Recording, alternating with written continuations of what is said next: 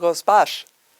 Mit festen Musik, Tanz und gutem Essen feiern mehr als 10.000 Amerikanerinnen und Amerikaner kurdischer Abstammung in Städten wie Nashville, Atlanta, San Diego und Waterbury, überall in den Vereinigten Staaten, das Fest Newroz. Dazu möchte ich den kurdischen Gemeinden in Deutschland heute meine allerbesten Wünsche übermitteln.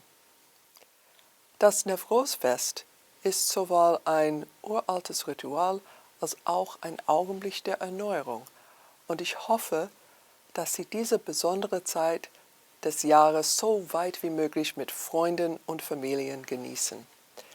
In dieser Jahreszeit besinnen wir uns auf das, was uns als Menschen miteinander verbindet, auch wenn uns diese globale Pandemie daran hindert, gemeinsam zu feiern. Das sollte uns aber nicht davon abhalten, die Bedeutung dieses Tages und die immerwährende Hoffnung auf neue Anfänge und bessere Zeiten zu erkennen. Möge dieses Jahr von Wiedergeburt, Gesundheit und Wohlstand erfüllt sein. Frohes Newroz für Sie alle.